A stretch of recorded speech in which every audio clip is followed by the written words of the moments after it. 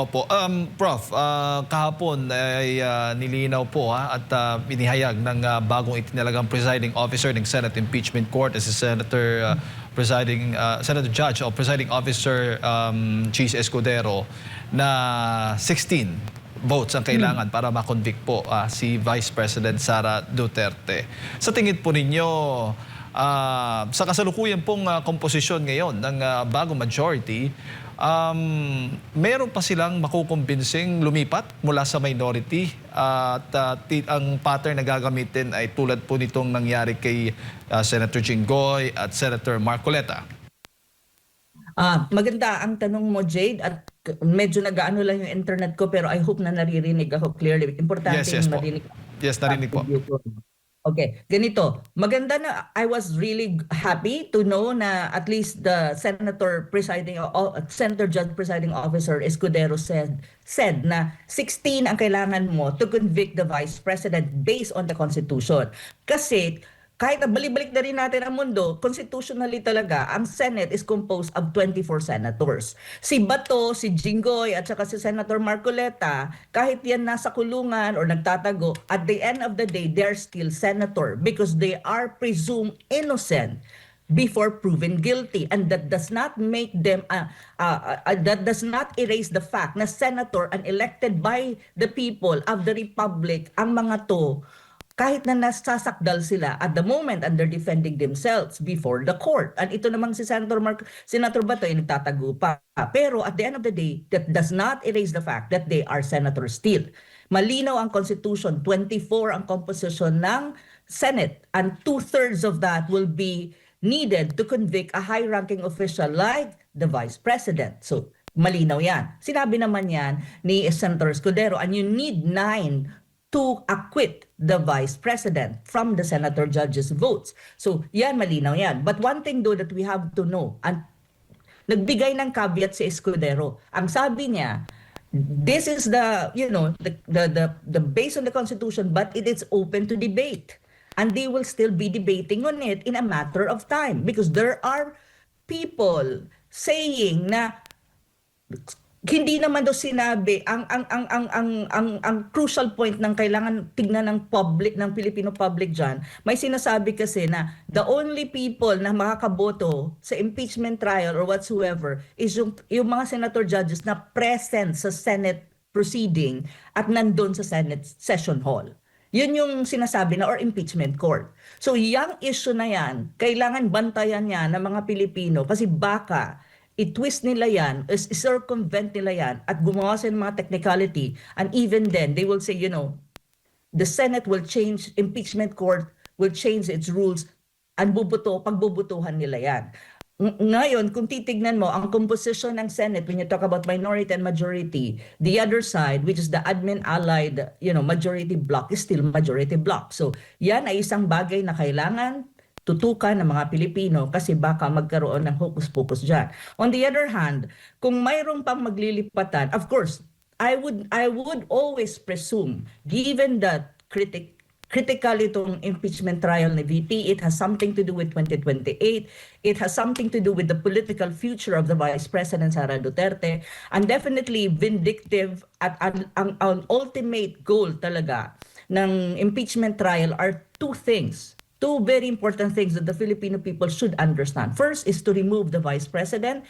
And pag na-remove siya, ang gusto nila is to impose some kind of sanction for her not to be able to run anymore for any public office after the impeachment. If in any case, ang ruling is conviction.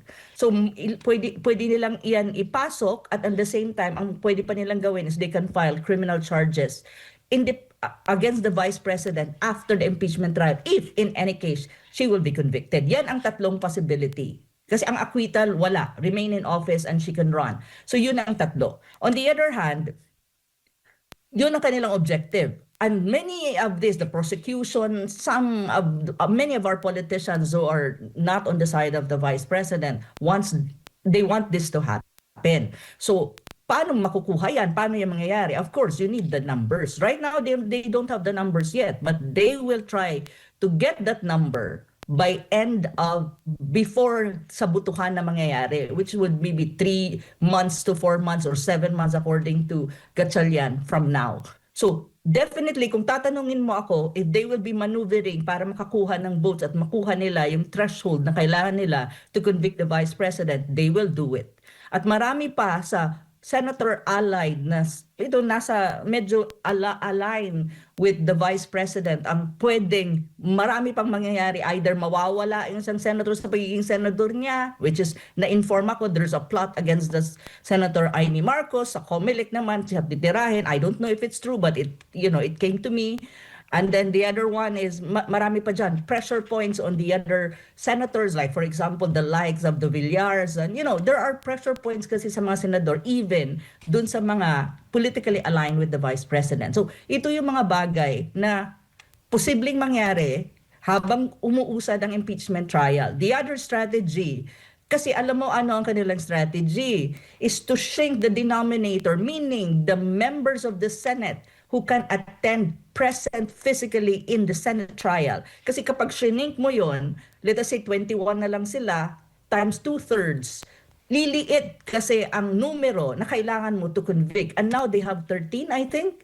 So, pag lumiit pa yan, they will be able to get the 14 na 2/3 and they will be able to convict the vice president. So ito yung mga strategy na nababasa ko sa kabila. And of course, we need to be very, we need to read it politically speaking, because the whole impeachment process, even the starting point of the impeachment process from 2025 until now, these are all politics. Let's not kid ourselves. This is all about accountability, because if it's only about accountability, they should have filed and the current president should be in the same trial at the moment, kasi you have a lot of allegations against him and his family and his allies and even the administration itself regarding massive corruption in government. But look, it's not the same. So ano bang pinagsasabi ni Representative Luis Tro na chuchu, it's a constitutional blah blah blah. For God's sakes, hindi tayo mangmang. Hindi lahat ng Pilipino mangmang. It's glaringly a politically motivated crucifixion of the vice president, political crucifixion of the vice president. They want her reputation, they want her image, and everything about her to be destroyed in public. That's another objective of the whole impeachment proceeding. Kaya ang una nilang itatakel today is Article 4 of the impeachment trial, precisely because they want to paint her as someone who is crazy. They want to paint the vice president as crazy, does not know how to think, who just say la la la. Kaya Article 1 ang una nilang i-adjudicate ngayong araw na to. Yung video na kung ano na may sinabi si VP. So yan ang una nila, the objective there really, to be frank, politically speaking, is to paint her as someone who does not have the right brain, crazy, luka-luka na tao, ganyan-ganyan. Yan ang kanilang gagawin. To be very honest, ganun ang strategy. So yeah, that's the whole point of this whole proceeding of the impeachment trial. I just want to be very straightforward and frank, kasi ayoko na, napapagod na ako sa kaka-package into a politically correct na mga bagay na hindi naman politically correct ang nangyayari sa Pilipinas in the very first place.